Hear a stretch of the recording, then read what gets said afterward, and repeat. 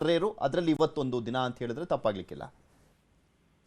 ಹೌದು, ಅಂದ್ರೆ ನಮ್ಮ ಪ್ರಧಾನಮಂತ್ರಿಯವರು ಸಹಜವಾಗಿಯೇ ಧಾರ್ಮಿಕ ಕಾರ್ಯಕ್ರಮಗಳಾಗ್ಲಿ ಅಥವಾ ರಾಜಕೀಯ ಕಾರ್ಯಕ್ರಮಗಳಾಗ್ಲಿ ಆಯಾ ಕಾರ್ಯಕ್ರಮಕ್ಕೆ ತಕ್ಕಂತೆ ಅದೇ ಭಕ್ತಿ ಭಾವ ಮತ್ತು ಅದೇ ಶ್ರದ್ಧೆಯಿಂದ ಪಾಲ್ಗೊಳ್ತಾರೆ. ಬಹುಶಃ ಅವ್ರ ಸಕ್ಸಸ್ ಇರೋದು ಅದರಲ್ಲೇ ಅಂತ ಅನ್ಕೊಳ್ತೀನಿ ನಾನು.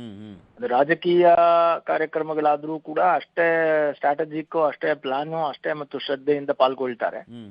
ಮತ್ತು ಧಾರ್ಮಿಕ ಕಾರ್ಯಕ್ರಮಗಳಲ್ಲಿಯೂ ಕೂಡ ಭಾರತೀಯತೆಯನ್ನ ಕಾಪಾಡುವಂತಹ ದೃಷ್ಟಿಯಲ್ಲಿ ಮತ್ತು ಸನಾತನ ಧರ್ಮದ ನಂಬಿಕೆಗಳಿಗೆ ಅನುಗುಣವಾಗಿ ಅಲ್ಲಿನ ಲೋಕಲ್ ಪದ್ಧತಿಗಳು ಅಥವಾ ಏನಿದೆಯೋ ಅನೂಚಾನವಾಗಿ ನಡೆದು ಬಂದಿರುವಂತಹ ಪರಂಪರೆಗಳಿಗೆ ತಕ್ಕಂತೆ ಅವರು ನಡ್ಕೊಳ್ಳೋದನ್ನ ನಾವು ನೋಡ್ತಾ ಇದ್ದೀವಿ.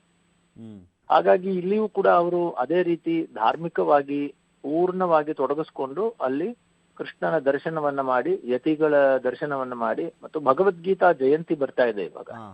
ಡಿಸೆಂಬರ್ 1ನೇ ತಾರೀಕು ಭಗವದ್ಗೀತಾ ಜಯಂತಿ ಇದೆ. ಹಾಗಾಗಿನೇ ಈ ಲಕ್ಷಕಂಠ ಗೀತಾ ಪಾರಾಯಣ ಯಜ್ಞವನ್ನ ಮಾಡ್ತಾ ಇದ್ದಾರೆ. ಮತ್ತೆ ಪುತ್ತಿಗೆ ಸ್ವಾಮಿಗಳು ವಿಶೇಷವಾಗಿ ಅವರು, ಸುಗುಣೇಂದ್ರ ತೀರ್ಥ ಸ್ವಾಮಿಗಳು ಇಡೀ ಪ್ರಪಂಚದಲ್ಲಿ ಒಂದು ಭಗವದ್ಗೀತೆಯನ್ನ ಒಂದು ಪಾರಾಯಣ ಮತ್ತು ಭಗವದ್ಗೀತೆಯ ವಿಚಾರವನ್ನ ಇಡೀ ಪ್ರಪಂಚಕ್ಕೆ ಒಯ್ದಂತಹ ಒಂದು ಮಹಾನ್ ಸಂತರು.